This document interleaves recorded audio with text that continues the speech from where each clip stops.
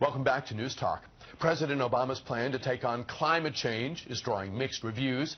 The administration's Clean Power Plan would cut the amount of pollution created by facilities that produce electricity. Environmentalists are cheering this week's adoption of new rules, while business groups and at least one powerful GOP lawmaker are vowing a court fight. Correspondent Stephanie Ramos has more. A standing ovation as President Obama took another aggressive stand on climate change. I am convinced that no challenge poses a greater threat to our future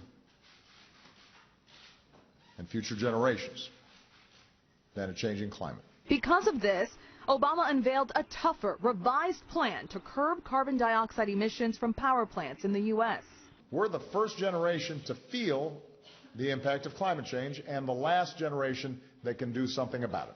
He adds, it's important to start today with standards if we want to have a cleaner future. The EPA is setting the first ever nationwide standards to end the limitless dumping of carbon pollution from power plants.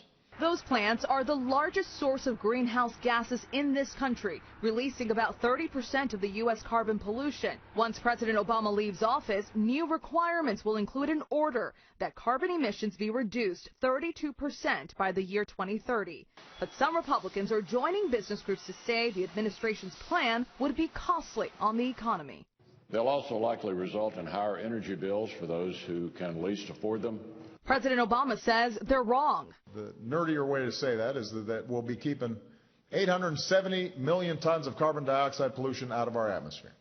The administration says states will have flexibility. They'll have until next year to come up with a draft under the new guidelines. Stephanie Ramos, ABC News, Washington.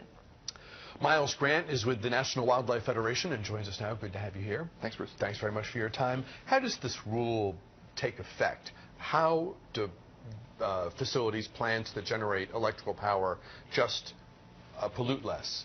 Well, the key word for this plan is flexibility. What this plan does is tell each individual state you need to cut your carbon pollution by a certain amount by this year. Far off down the road, states have a year to develop their own plan and submit it to the Environmental Protection Agency. So what sorts of options are states likely to pursue? Clean energy is number one. You're looking at solar power, wind power, both onshore and offshore. Here in the D.C. region, Maryland and Virginia both have huge offshore resources, and that's really where the opportunity is right now. We have huge untapped offshore wind resources that we should be developing right now. So talk about the metric, the goal that was established and the time frame. They've got to be realistic. They've got to be within real-world parameters, or right. The pushback will be even more intense and even more understandable. So how did EPA, perhaps working with outside groups, come up with the plan that they adopted? Right. This has been a long process, years-long process in this administration. The first thing to keep in mind is that we're already cutting carbon pollution in the United States. It's been a gradual decline, and this would just lock in that decline. We've been moving away from coal-fired power towards things like fracked gas, solar power, wind power. This would just write that into law.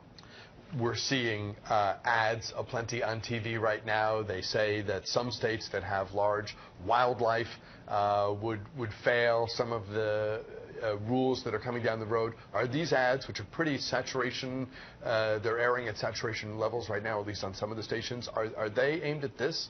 It's almost like there's really big money opposing these rules, don't you think, Bruce? You know, I think the opposition is coming from a handful of really big polluters that have a lot to lose if they can't continue polluting our atmosphere the way that they have.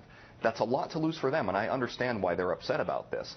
But for those of us who are parents, for those of us who are sportsmen, hunters, and anglers, who depend on wildlife and outdoors, you know, these rules are something that we should all be getting behind. Let's talk about the report that came out this week about glacier loss, about the melting of glaciers. We're at a new low point, at least as relates to the period of history we've been able to record. Right, right. And what we've seen is not just a record low of glacier loss, but seeing that record broken repeatedly, time after time, and that the rate has now tripled of glacier loss. This is a big deal for people in those communities who depend on that glacier melt for their water, not just for drinking, but for irrigating their crops, for feeding to their animals, and for wildlife. You know, again, if you're somebody who is a subsistence fisherman and you're depending on those streams that are fed by those glaciers, you're in big trouble. and there's nowhere to go. Those communities need to start planning now, but unfortunately a lot of communities who depend on those glaciers are living in underdeveloped countries, and they don't have a lot of resources to prepare now like we do here in the United States. That's why it's important for us to take action. This was a particular glacier that scientists have been studying for a while? Right, and one of the scientists said, look, if you don't believe us on this, just take your kids and take a picture in front of that glacier and do it several years in a row, and you're going to see that loss before your very eyes. Significant wildlife impact. Absolutely, and for us, we can plan ahead.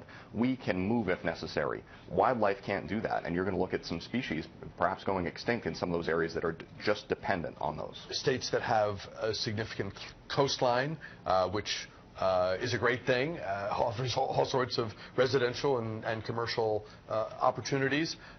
Some of them now are starting to plan. In Virginia, it seems to depend on who's governor, whether or not the planning goes forward or whether they hit the pause button.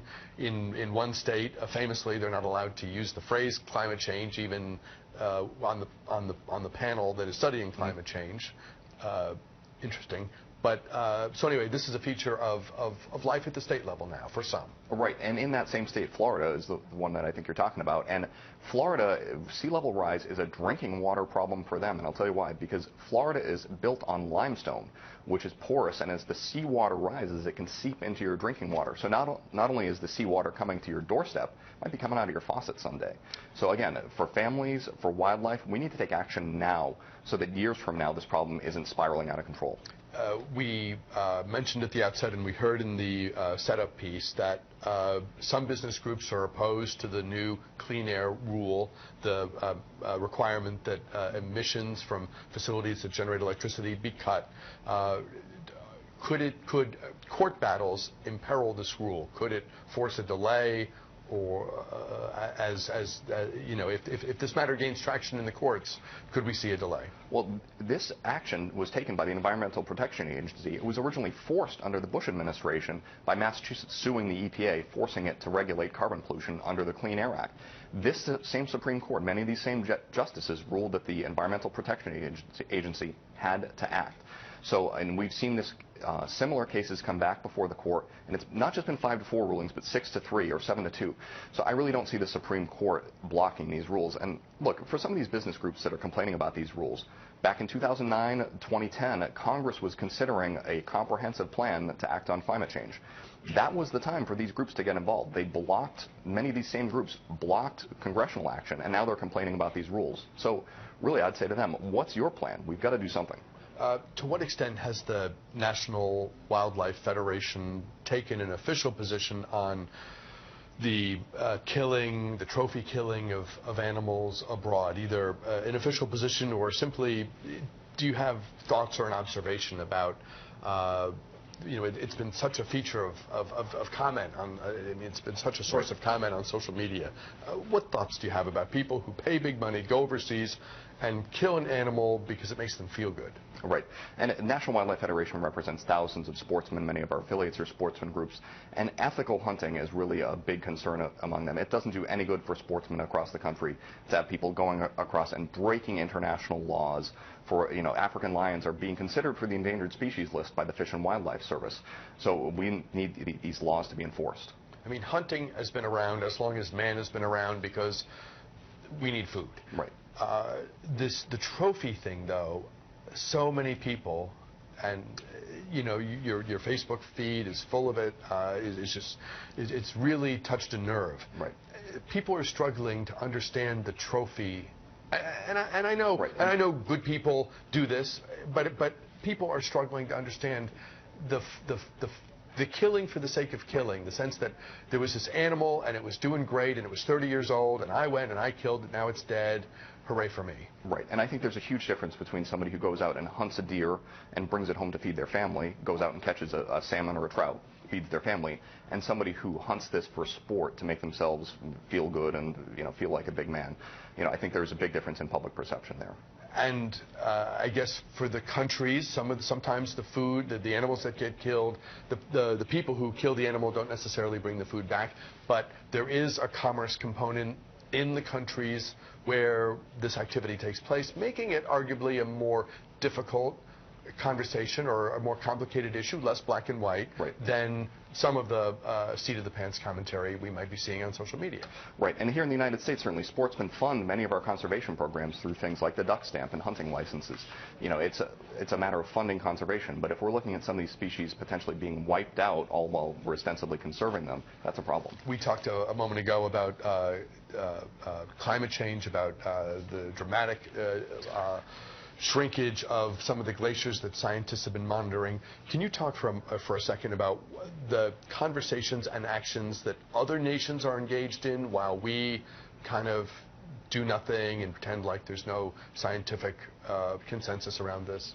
Right. Well, fortunately, the Obama administration is acting, and that's one big part of acting on this clean power plan, is that for international sake, that we're going to be going to Paris this fall for an international climate agreement. We need this in hand to say the United States is acting. China and India, it's time for you to follow along. Miles Grant with the National Wildlife Federation, thanks for being with us today. Good to see you as always. Thanks, Bruce. We appreciate your time this time. A break here. The hour's top stories and the forecast are next as we continue. And then, are we headed for another federal government shutdown?